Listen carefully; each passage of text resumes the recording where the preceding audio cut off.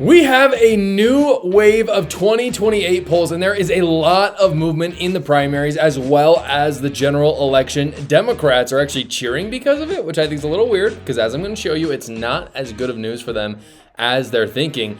Getting to the primaries first, what you see here is Kamala Harris is in the lead at 30%, where Newsom has gained a lot of ground at 24%, and then AOC is at 10%, Buttigieg at 8%.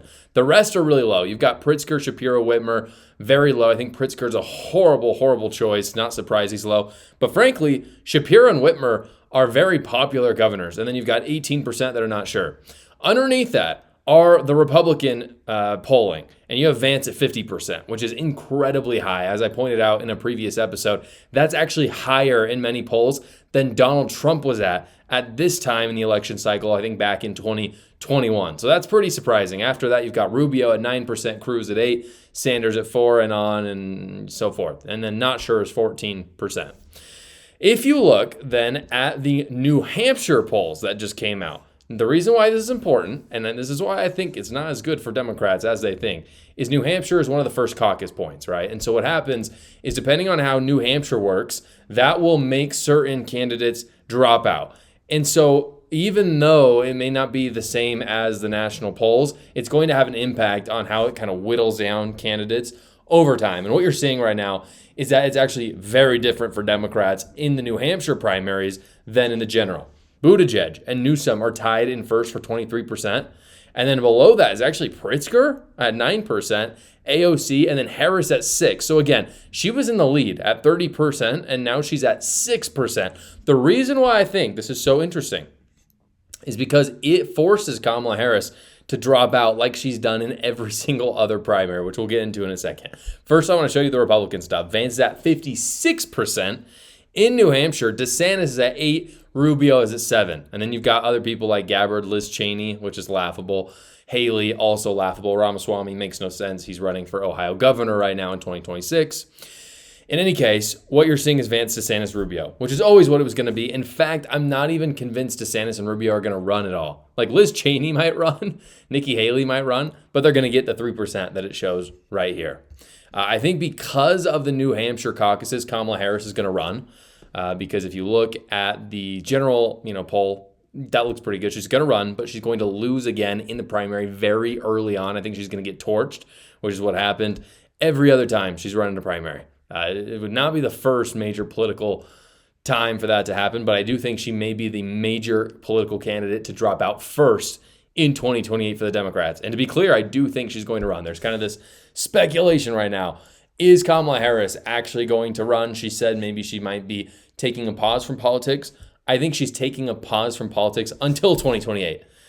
Some are saying she's not going to, but when you're polling in the lead of 30% nationally, you just run. You just do. I'm sorry, because that's just how political egos work. Where Democrats get into huge trouble with this is when it comes to independents, because obviously independents are going to move the needle for Republicans or Democrats big time. If you look right now at the individual approval rating of each of these political candidates, a very interesting trend reveals itself. And this is one of the points of data where I think Democrats are not paying attention. It looks very, very bad for them. Again, this is approval. This is not, polling in an election. And there's some Republicans sprinkled in there. We're going to ignore those for just a second.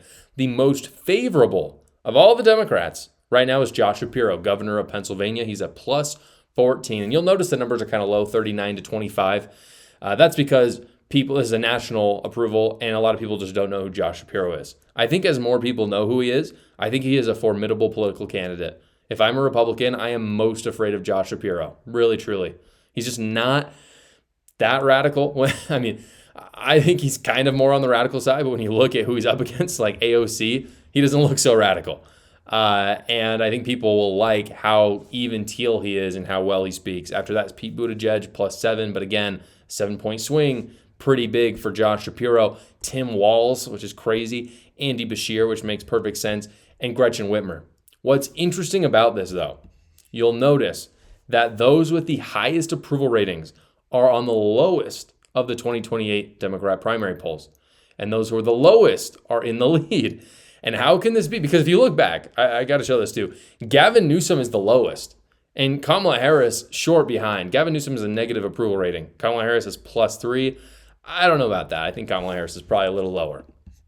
However, they're leading most of the polls. And the question is, how can this be? And it's because the Democrat primary polls are just, the people voting in those are just Democrats. But these approval polls that I'm showing are voted on by everyone, which means that the people most likely to be the Democrat nominee are simultaneously the most hated among Republicans and independents. My favorite thing about this show is being able to interact with you guys. That's why I've created my new Substack. Substack is a weekly newsletter that I send out to you. It's completely free to you, and I'm able to actually interact with you a little bit better, talk about things that I just can't talk about because of big tech. So go check it out right now. The link is in the description below. And honestly, I think this is just hilarious because Democrats have this knack for just having the worst possible candidates. They just choose the worst ones. Like they're blowing right past the ones that actually are kind of decent. Like Andy Beshear and Josh Shapiro are formidable forces. You can disagree with them politically, that's fine. But if you watch them speak, it's a little scary. Like they actually know how to talk, whereas AOC and Kamala Harris don't really know what they're saying, and it's very evident when they're on TV doing that. Again, evidenced as well by Joe Biden, Kamala Harris, Hillary Clinton. Like, do we really think that Joe Biden and Kamala Harris and Hillary Clinton were the best that Democrats had to offer? Of course not. But again, it's in reverse. Democrats like to choose the least popular ones on the national scale and the most popular on the Democratic scale. In terms of approval rating for Trump, though, for instance, it's a totally different story. Donald Trump just got a skyrocketing, massive, shocking bounce in his approval ratings. Huge. And this comes from JLL Partners, which considered a pretty reputable pollster, very moderate, maybe just a slight right-wing bias in them. But if you look at their past polling, they've been actually quite accurate. And what you see, these are all the approval polls that they have done for Donald Trump since he came into his second term. You can see he started off very strong. Again, that was in line with most of the pollsters. He's taken small dips along the way, but today he is at 55%, which is fantastic approval rating. I mean, if you're at like 47, I think you're pretty solid, especially on the national scale, because it's just hard to be in power in America. People are very skeptical of politicians, which is a good thing. But 55% is really good. It's a big recovery from 49%, which is the last time that they did this poll. And this points to us, I think, of how people view the two parties when it comes to 2028, really. We had a pretty shocking bit of polls come out this week that Democrats really liked. It's not really hard to see why they liked it. If you look at it, this is in 2028. What you're seeing is that Gavin Newsom is actually leading in these polls. Now, before you kind of write it off and say there's just no way, hear me out for a second. Gavin Newsom beats JD Vance by 1%. Gavin Newsom beats Marco Rubio by 5%. And Gavin Newsom beats Donald Trump by 4%, 48% to 44%. First off, I just have to say, Donald Trump is not running again. Like he said that himself. He can't constitutionally run. He's not even trying to look for a loophole in the Constitution. So when major pollsters come out and they include Donald Trump, I have to say it does piss me off. Because it's just like Donald Trump can do the trolling. He does the 2028 trolling. Again, he's come out and said he's not going to do it. But when pollsters kind of do the trolling themselves, I think that's stupid because it just lends to what Democrats and Trump derangement syndrome are saying about, oh, he's going to try to subvert the Constitution. He's not. He said he's not. However, JD Vance, who is the presumptive Republican nominee, Gavin Newsom, is actually leading him there. JD Vance will be the nominee, barring any huge scandal, whether you like it or not. I've got some reservations about JD.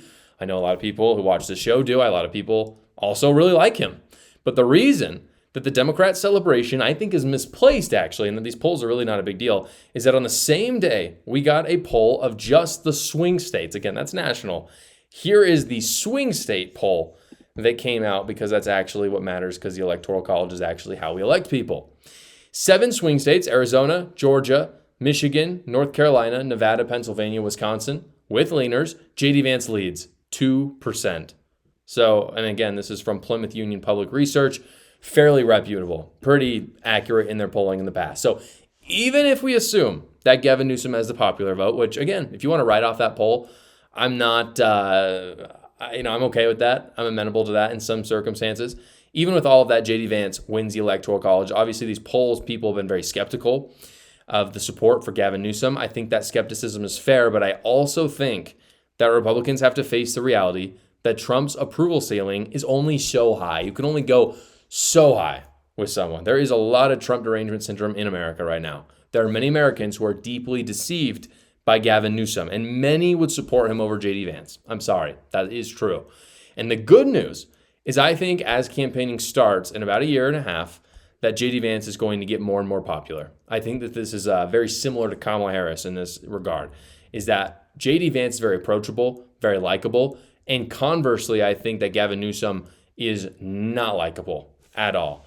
And he has a much longer history in politics than Vance does as well, and so he's done some very nasty stuff that's going to come to light when he's campaigning, whether it's in the primary, if he happens to win the primary in the general election. But I think just like Kamala Harris, people are going to like Newsom less and less, and they're going to like Vance more and more. That's why I don't ultimately think that Gavin Newsom is going to be the Democrat nominee, but only time will tell.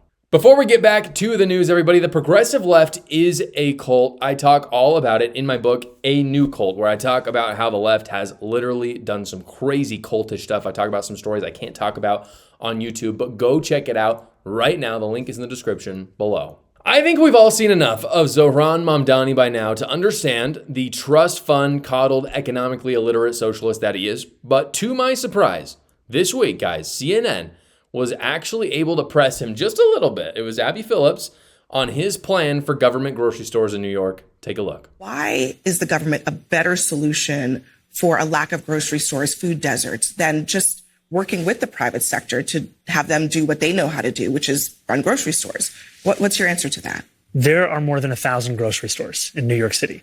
I'm proposing creating 5 additional ones, one in each borough of New York City that the city would run, and that would guarantee cheaper groceries, not free food, but cheaper groceries. And part of that is because food is a necessity for New Yorkers. It's a necessity for everyone. And yet it's something that people are being priced out of. And we can see the promise and the possibility of a public option. And we've seen in studies that have been done about the applicability of this in an urban setting like Chicago, that this is something we can actually deliver right here in New York City. But there was another example in Kansas City where they had a government-run grocery store, and it's been there for years, but it's on the verge of closing because it doesn't work.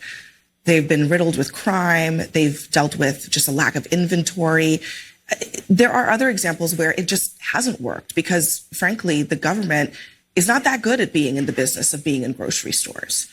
Okay, that is the most conservative thing I have heard from Abby Phillips. Not even close, without a doubt. And Zohran Mamdani has no rebuttal whatsoever in that clip. All he says is, yeah, I know it's economically illiterate, but we're going to try it anyway. That's all he says. They know it doesn't work. It's just about the campaign. It's just about coming up with false promises to excite people to go to the polls. It's about convincing people who know nothing about economics that you're going to give them free things. That's like 90% of politics nowadays. Abby Phillips actually continues by asking Mamdani why he hates capitalism so much. Is a good question, since he's so benefited from it all his life. Take a look. The United States, you have benefited from this country. This is what your critics say, but you don't support the system, the economic system that perhaps you benefited from. Is that right? I love this country. And I'm also a New Yorker who has loved this city. And one of the things that I love most about the city are its parks. And its parks, and the Parks Department was founded by a socialist mayor of New York City, Fiorello LaGuardia. These are all parts of the same story. And the idea to simplify it as if a critique of capitalism is to be un-American, it speaks to a lack of understanding of the breadth of our history. To be clear, to hate capitalism is to hate America. America is amazing in part. It's not the whole thing, but it's a large part of it because of capitalism, because of how amazing capitalism is, and no one exemplifies it more than the United States. Anyone who has kind of adopted that system has done it because of how successful America has been at it. And what Zohran Mamdani either doesn't understand or he's lying to you about is the fact that every social program in New York only works because of the fact that it leeches off of capitalism. That's how it works. Socialism does not produce anything on its own. Assuming his story, well, we'll just assume for a second his story about LaGuardia is true. I don't really know. I haven't looked into it. The only reason that they were able to build Central Park was by overtaxing a capitalist system that was working incredibly well in New York. New York exemplifies not socialism, but capitalism in many ways. And even still, if they had just hired a private company today to run Central Park, it would be 10 times better. Not only would Central Park be better, but it would also require less taxes, no taxes to be levied on the citizens of New York. There's this fantastic book right now. I've been reading it right now. You probably heard of it. It's by Henry Hazlitt. It's called Economics in One Lesson. And one of the central premises of this book is, and he kind of likes to talk about this repeatedly throughout the book, is that we like to talk about how social programs are free sometimes, whereas a private program is not. But we just decide to not talk about the taxes and the inflation that the social program causes. Like on its face, Central Park is free, but it's really not. If everyone had to pay $1 to enter Central Park anytime you went into it, that pales in comparison to the cost of living and the taxation that they've paid to keep that park there. That's kind of the whole premise behind the book, and that's absolutely true. That's something that Zohran Mamdani and all of his followers and fans don't understand, and that's pretty basic economics. Now, Mamdani knows that communism is not a bit, it's not very strong, even against New Yorkers. New Yorkers can be crazy, but it's not even that popular there. So in a recent interview, he said that he is turning over a new leaf. He doesn't believe in communism anymore. The stuff he tweeted like 5 years ago just aren't part of his campaign anymore. Here it is. Many of my opponents, chiefly Andrew Cuomo, would prefer to debate a mythical version of myself than the person that I actually am. They would prefer to focus on tweets from 2020 as opposed to the platform of 2025. And they prefer to do that because they know that our ideas are actually popular. And what we are putting forward is a response to New Yorkers' needs that goes beyond the failed ideas and policies that they've heard from these old politicians. What you're really saying is that those tweets of 2020, you've evolved from that. You've changed from that. You've changed your views. Yes, that those are out of step with the campaign that we are running. And it's been clear throughout. Out of step with how you feel. Yes. So yes. You've totally changed your mind. Yes. The problem with this is he just won't come out and say that he is fully wrong, that he was wrong in the past, and he just is done with all of it. He says things like this. He says, they're not part of my campaign. And then, of course, the natural thing to ask next is like, it's not in your campaign? Why are you going around this? Is it part of you? And then he kind of reluctantly is like, I guess it's not part of me anymore. But you can tell it 100% is, because not long ago, he said that he wants to seize the means of production. Those are his exact words. So we know, we want to know what you actually believe, dude. And I think people do actually know, yet he lies about it because New Yorkers don't actually want communism. Even though Mamdani is not transparent, he is probably going to win this thing. This is according to Polymarket. These are the new odds that just came out. And you could see that Zohran Mamdani has an 83% chance of winning this thing. Andrew Cuomo is really the only person that might be able to do something at 13%. Eric Adams is at 2%. Curtis Sliwa is at 1%. Eric Adams and Curtis Sliwa should drop out. They really should. I mean, Andrew Cuomo is the only one that has a chance. Eric Adams just announced that he's going to stay in this race. Super stupid, if you ask me. Again, his central message that socialism is the key to solving all your problems is gaining a lot of steam right now among a lot of people. That's why his numbers are so high. Gallup actually polled people recently on how they feel about socialism. It's pretty shocking. It's scary. And I think a lot of it is in part due to Zohran Mamdani and his popularity. Bernie Sanders and AOC, of course, take a lot of that blame as well. This is a Gallup poll. You can see it right here. Do you have a positive or negative view of socialism? Positive, 39% say yes. Negative, 57%. 39%, it's not a majority, but that's a lot of people. That's way too high. And if you look at the Democrat Party, it's 66% have a positive, highest ever, according to Gallup. So a super majority, 2/3 of Democrats believe that socialism is a positive thing. GOP's at 14%. That's scary too, frankly. Like, what? This weird populist socialist movement in the GOP should be quelled immediately. It's horrible. You can see that ages, the younger ages tend to like a little bit more. Ages 55 plus know that it's stupid because they've actually been taxed in their lives. No college is at 38%. College grads at 47%. Male 32%. Female 46%. So there's a huge disparity between men and women here. 32% say it's positive, 46% of females say it's positive. And then non-white people say, there's also a huge disparity there. 35% of white say it's positive and 47% say it's positive. Gallup did the same poll, but with capitalism. Again, very scary. Lowest ever for Gallup poll, 54% said positive. How? I mean, that is just terrifying. It is economically illiterate, really historically illiterate. To see that somehow that people think that all of the things that happened in the 1900s with socialism and fascism just don't matter. There's no evidence. Communism does work. No, we've seen it not work over and over and over again. And the disparities here are pretty much the same. You're seeing that white people and men overwhelmingly like capitalism much more than non-white and female. So if you're pro-capitalism, that's the place to work in. It is. It's not to give handouts. That's the big mistake, is that people give handouts to these groups thinking, oh, this will make them more conservative. This will make them more Republican. The Republican Party does this all the time, not realizing that that in of itself is socialism. And people actually don't like that. I talked about it on the show last week. The numbers show in history, when people have gotten huge amounts of welfare, they have felt less economically happy. That was true in 2008. That was true in 2020. That was true in the 1980s with Carter, in the 70s. It happens all the time. So scary times, as I've said before. I actually hope that Mamdani wins.